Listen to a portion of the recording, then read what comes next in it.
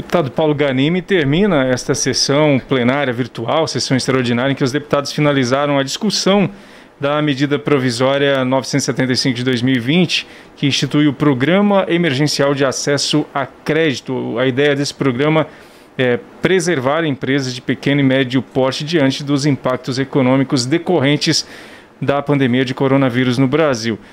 A medida provisória, ela terá, entre outras medidas, por exemplo, ela prevê a criação do Programa Emergencial de Acesso a Crédito e se destina a empresas que tenham sede ou estabelecimento no Brasil e obtido em 2019 receita bruta superior a 360 mil e inferior ou igual a 300 milhões. Essa medida provisória autoriza o acréscimo de 20 bilhões de recursos da União ao Fundo Garantidor para Investimentos, e esses valores não utilizados até 31 de dezembro de 2020 para garantia das operações ativas que serão desenvolvidas posteriormente, aliás, que serão devolvidos, posteriormente à União. Então, tudo isso é para poder garantir com que as empresas se mantenham e não venham a falir, por exemplo.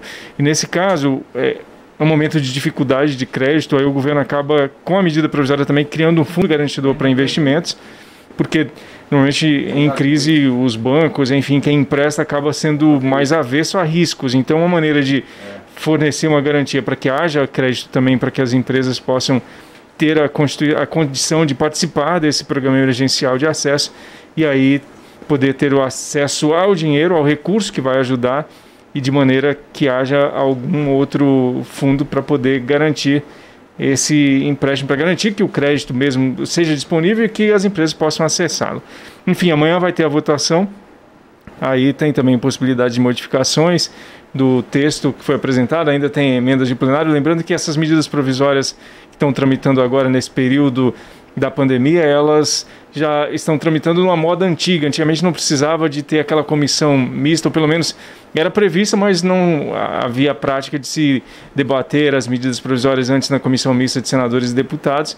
E aí, depois com a decisão do Supremo, isso passou a ser obrigatório, mas agora por causa da questão do coronavírus, os deputados e deputadas, senadores e senadoras não estão mais debatendo inicialmente na comissão mista. Então o relator apresenta aqui na Câmara, como normalmente acontece, as medidas provisórias começam a tramitar pela Câmara, apresenta o parecer aqui no plenário, os deputados votam, as deputadas e deputados, e aí há a possibilidade de emendas no plenário que depois terão, a partir daí também, parecer do relator.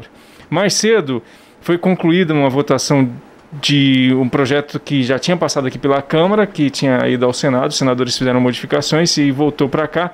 É o projeto número 1389 de 2020, que permite o uso de cerca de 1,5 bilhão de reais que são provenientes de repasses feitos pelo Fundo Nacional de Assistência Social. Esses saldos dos fundos municipais e estaduais de assistência serão liberados, então, para o combate ao coronavírus.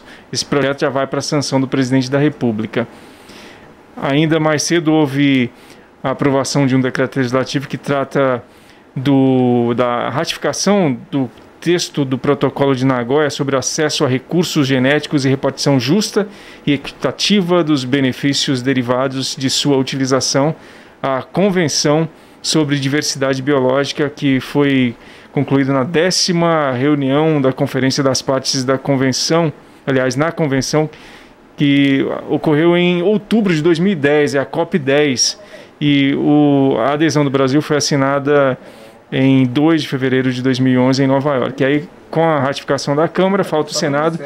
Se o Senado ratificar também, passa a ser, então, parte do ordenamento jurídico brasileiro, esse acordo que o Brasil fez em relação ao Protocolo de Nagoya COP10. E aí, mais cedo, os deputados concluíram a votação da medida provisória 925 de 2020, que disciplina o reembolso e a remarcação de passagens de voos cancelados durante a pandemia do Covid. E no início dos trabalhos, os deputados elegeram aqui membros da mesa diretora, o deputado Expedito Neto, do PSD de Rondônia.